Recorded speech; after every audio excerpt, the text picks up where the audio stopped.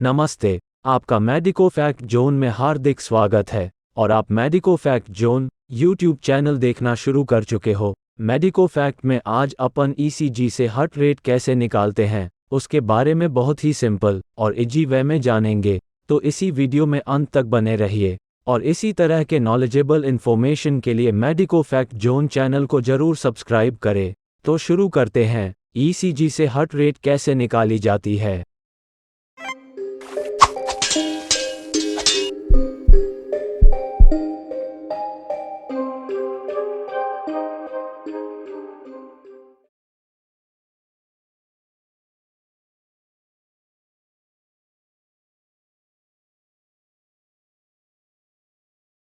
ECG क्या होती है, इसको कैसे करते हैं, इसके ऊपर तो डिटेल्स में वीडियो बना हुआ है।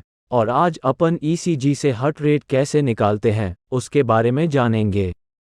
ईसीजी से हार्ट रेट निकालने से पहले ईसीजी के ग्राफ के बारे में समझना होगा। ईसीजी के ग्राफ में आपने देखा होगा, उसमें छोटे छोटे कॉलम्स बने हुए होते हैं। इन छोटे से कॉलम की साइज 1 mm होती है और ये 5 छोटे छोटे कॉलम्स मिलके एक बड़ा कॉलम्स बनाते हैं और इन बड़े कॉलम की साइज 5 mm होती है। और जब भी अपन ईसीजी निकालते हैं तब ईसीजी के पेपर के नीचे एक कोड होता है। दरअसल ये कोड ईसीजी के पेपर में प्रदर्शित ग्राफ की स्पीड को दर्शाता है। ईसीजी के पेपर के ग्राफ की स्पीड 25 mm पर सेकंड होती है।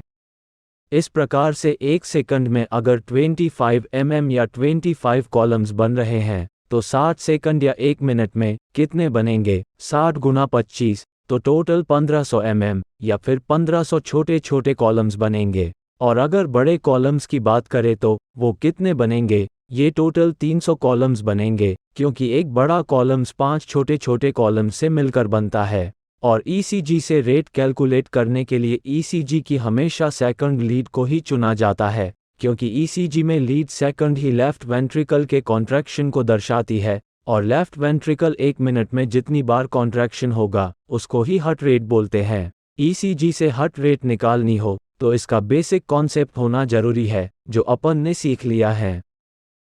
हार्ट रेट को कैलकुलेट करने का तरीका जो इस प्रकार है। सबसे पहले लीड सेकंड में उपस्थित 2 आर वेव के बीच में जितने छोटे छोटे कॉलम्स है उसको काउंट कर लेना है और काउंट करने के बाद 1500 में भाग देंगे तो हार्ट रेट आ जाएगी। 1500 में क्यों भाग देना है? क्योंकि 1 मिनट में टोटल 1500 mm या 1500 छोटे छोटे कॉलम्स बनते हैं। और अगर बड़े कॉलम्स काउंट कर रहे हो तो 300 में भाग देना है। 300 का क्यों भाग देना है? क्योंकि 1 मिनट में 1500 छोटे कॉलम्स और 300 बड़े कॉलम्स बनते हैं। अब कोई भी ईसीजी के माध्यम से हार्ट रेट निकालते हैं। एग्जाम्पल के लिए इस ईसीजी से रेट निकालते हैं। इसमें लीड सेकंड में आप देख रहे हो 2 आर वेव के बीच में टोटल 20 छोटे छोटे कॉलम्स बन रहे हैं। टोटल 1 मिनट में 1500 छोटे कॉलम्स बनते हैं और 2 आर वेव के बीच में 20 छोटे कॉलम्स बन रहे हैं। अब 1500 में से 20 का भाग देंगे तो हार्ट रेट निकल के आ रही है 75 बीट पर मिनट। और आप इस ईसीजी में देख ही रहे हो, हार्ट रेट 75 बीट ही आ रही है। अगर बड़े कॉलम्स काउंट करें तो बड़े कॉलम्स 4 बन रहे हैं और 1 मिनट में 300 बड़े कॉलम्स बनते हैं और इस ईसीजी में 4 बड़े कॉलम्स बन रहे हैं।